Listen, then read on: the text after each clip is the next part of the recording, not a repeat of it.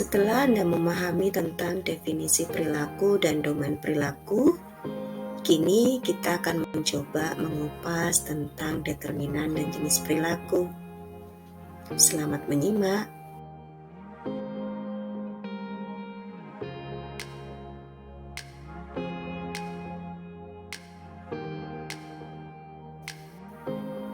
Ibu mau bertanya kepada kalian, bagaimana perasaanmu hari ini? Apakah sedang berbahagia, bersedih, atau sedang cemas, atau gusar, atau apa?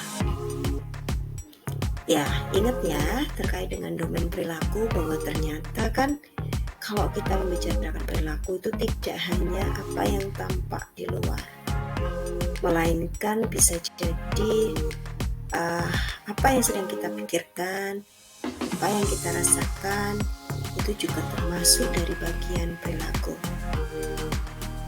Nah, kalau melihat dari unsur ini, tentunya Ibu mau mengajak Anda untuk bisa membedakan makna atau unsur apa, atau mungkin saya mengatakannya lebih apa sih yang membuat atau mempengaruhi perilaku-perilaku itu yang kita yang ada dalam diri kita itu bisa muncul. Nah, ini nanti yang akan kita pelajari, dan ini yang sering kita sebut sebagai determinan. Jadi faktor-faktor apa saja sih yang bisa memunculkan perilaku-perilaku yang terjadi pada diri kita sehari-hari.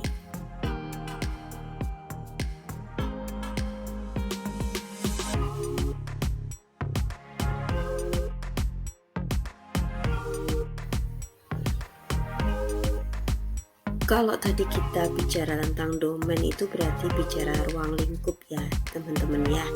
Tapi kalau kita bicara determinan, ini mengarah kepada apa sih yang mempengaruhi perilaku itu gitu. Jadi perilaku itu muncul tuh karena apa, atau perilaku muncul itu diwarnai apa saja gitu ya. Apa yang membuat perilaku orang A, B, C, D, E gitu ya, itu bisa berbeda-beda.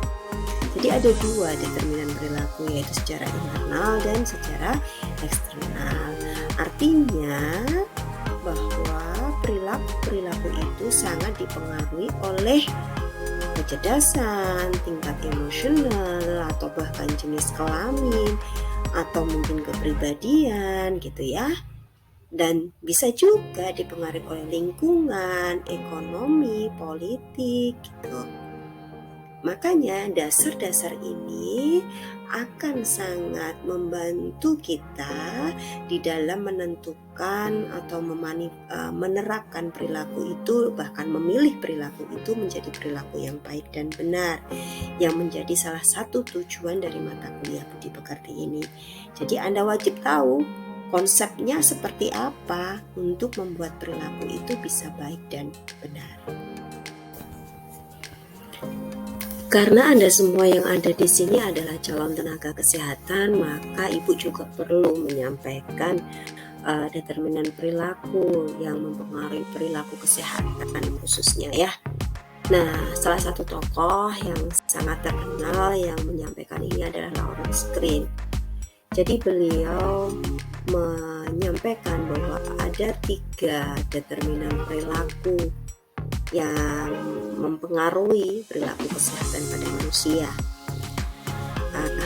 3 faktor ini dikenal dengan faktor predisposing, faktor enabling, dan faktor reinforcing. Artinya begini teman-teman, predisposing itu apa? Predisposing itu adalah faktor pemicu gitu ya. Jadi apa yang memicu sebuah perilaku itu muncul? Pemicunya apa gitu ya? Dan biasanya faktor pemicu ini boleh dikatakan tidak jauh dari yang disebut pengetahuan, sikap, kepercayaan, keyakinan, motif gitu ya. Dan hal ini tentunya dimiliki oleh semua individu. Jadi orang berperilaku A itu pasti dipengaruhi oleh adanya pengetahuan dasar yang dia miliki, atau keyakinannya seperti apa gitu, kepercayaannya seperti apa.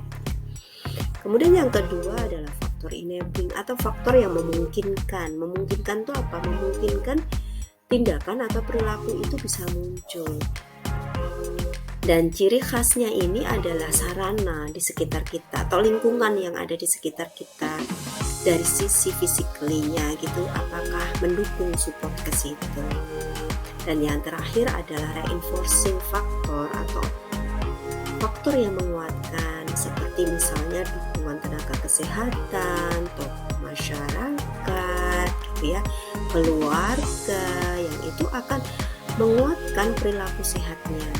Mungkin contohnya paling mudah beginilah. Kalau kita dalam kondisi pandemi seperti ini, kira-kira ada yang patuh kan dengan protokol kesehatan? Nah, salah satunya orang yang patuh ini pasti dipengaruhi oleh apa? Oleh kepercayaannya dia tentang resiko bahayanya, keyakinannya dia bahwa memang ini ada karena melihat lingkungannya banyak yang berjatuhan, bertumbangan karena penyakit ini. Kemudian dilalah itu apa ya? Kebetulan aja semua yang terkait dengan fasilitas lingkungan fisik di sekitarnya itu semua sudah mengarah kepada perilaku positif untuk patuh. Misalnya disediakan sabun, cuci tangan, ada wastafel, kemudian juga sekarang produksi masker juga sudah banyak, mau call dokter juga sekarang sudah terbuka, rumah sakitnya di sekitar kita juga sudah banyak. Dan yang terakhir adalah reinforcing factor atau banyak tenaga kesehatan yang menguatkan untuk memberikan edukasi terkait dengan pencegahan penyebaran COVID ini, atau mungkin tokoh-tokoh masyarakat juga support, keluarga juga mengarah, ayo kita bersama-sama untuk terhindar dari COVID-19. Nah ini ya, jadi ada perilaku patuh terhadap protokol itu bisa dipengaruhi oleh beberapa faktor yang disebutkan oleh Lawrence Green tadi.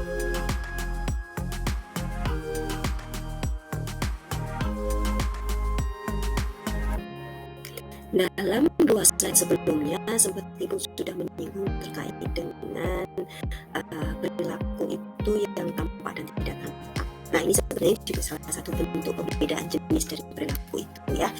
Misalnya yang overt itu yang kelihatan yang kelihatan tampak, misalnya kita berjalan gitu ya.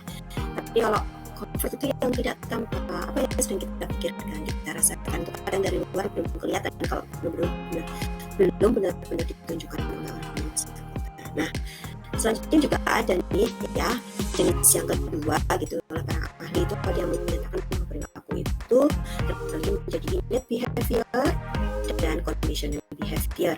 Innate itu adalah perilaku yang alami gitu ya. Alami itu yang seperti apa?